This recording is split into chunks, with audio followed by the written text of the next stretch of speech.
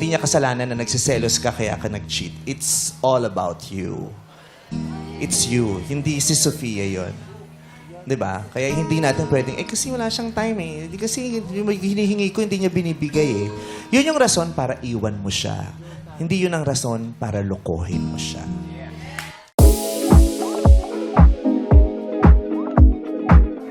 Yung pamilya na dapat, lalong-lalo na sa maraming pagkakataon na dapat maiparamdam mo sa kanya yung pagiging kapamilya mo, hindi kasama lang sa ilalim ng bubong. Especially now, di ba, ang dami nangyayari sa paligid.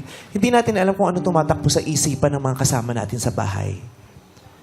Kaya kailangan maging aware tayo.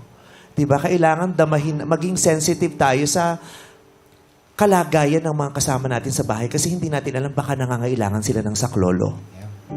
Madami tayong mga kapamilya, kapuso, kamag-anak na nangangailangan ng tulong ngayon kaya dapat sensitive tayo. Kasi baka hindi lang nila alam kung paano humihingi nito pero kailangan na nila. Huwag natin kakalimutan ang mga responsibilidad natin sa ating sarili, sa ating mga pamilya, sa lipunan. It's not always harot all the time. Yes po. Diba? Tayo mga anak, dapat inaalagaan din natin ang mga magulang natin. Katulad ng pag-aalaga nila sa atin nung tayo yung mga bata pa. Yes. Tama. At hindi yun hindi yun pagtanaw ng utang na loob. Kusang idinidikta ng mga puso yun bilang mga anak. Di ba? Hindi ko papabayaan nanay ko. Yeah. Hindi ko papabayaan tatay ko. Hindi ko papabayaan kapatid ko. Hindi dahil sa inuobliga ko, kundi dahil sa yun ang gusto ko. Dahil mahal ko yung pamilya ko. And alam mo, lahat naman tayo pinanganak sa mundo. Ang pangunahing regalo na matatanggap natin pag pinanganak tayo sa mundo, yung mabuhay. Diba? Just live. Just try. Just do. Just win. Just fail. And try. And do. And win. And fail again. Diba? Hindi mo kailangan sabay-sabay lahat nag-ano. Don't be so hard on yourself. Correct. You're okay. And you're doing so well. Alam mo, the moment you start comparing yourself to other people, dyan ka unti-unti nang magdidilim. Dyan ka unti-unti magdidilim. Yung inggit, kawalan ng tiwala sa sarili, yung mababang tingin sa sarili, yung hindi mo na nakikita ang kagandahan ng nasa paligid. Hindi mo na nakikita ang kagandahan ng nasa harap mo kasi ang layo ng tingin mo. Nakatingin ka dun sa mga wala ka.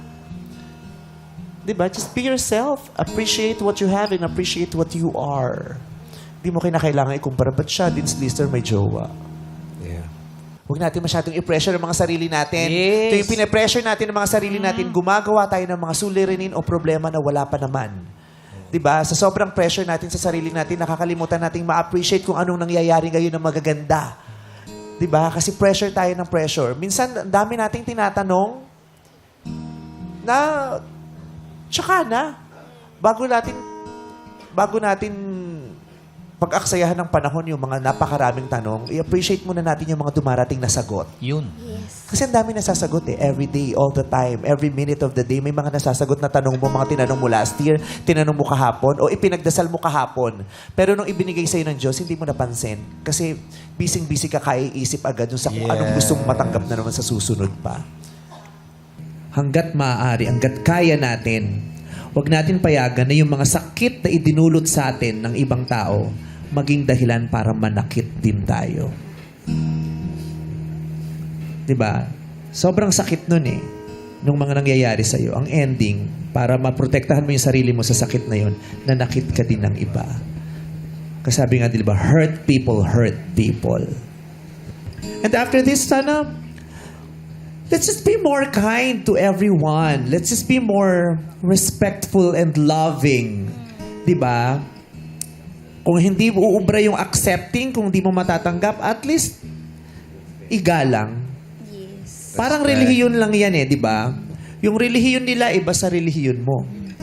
Pero bakit iginagalang nyo ang isa't isa kahit magkaiba kayo ng relihiyon? Di ba?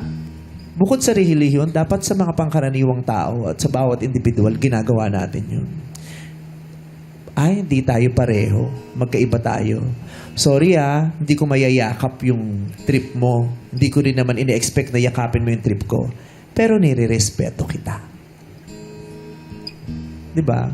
The world is a shared world. Walang isang taong nagmamay-ari lang nito. Yes. So hindi rin pwedeng, hindi ko trip yung mga bakla. Wala kayong magagawa. Dahil yung mga bakla, sa ayaw at sa gusto nyo, ay bahagi ng mundong gagalawan nyo noon, ngayon at sa susunod pang mga araw. Kung ikaw, mayroon kang konsensya at wala ka talagang intensyong mang-abuso, bibigyan mo ng hinto ang isang bagay na hindi ka komportable. Correct. Yun. Diba? At isang bagay na para sa'yo ay hindi ka tanggap-tanggap. If you feel na hindi siya appropriate, you will put a stop to it, diba? Hindi, I appreciate your kindness, pero hindi ako komportable eh, diba? Parang hindi ko deserve to Oo, eh. hindi mo deserve. At saka, bilang tao, tanggap naman kita bilang kaibigan eh. Okay ka naman sa akin, hindi mo naman kailangang gawin yan eh. Pero yung iba, ini-encourage nila na at some point, pinapaasa pa nila. Hindi nila pinuputol yung pag-asa para diretso nilang makuha yung mga natatanggap nila. Yung mashuhut-hut at masisip-sip nyo sa amin. Oo. Pero, yun ang masakit kasi kami yung mga bakla, pwede nyo kaming maging matalik na kaibigan. Pwede nyo kaming maging matalik na, pwede nyo kaming maging seryosong karelasyon.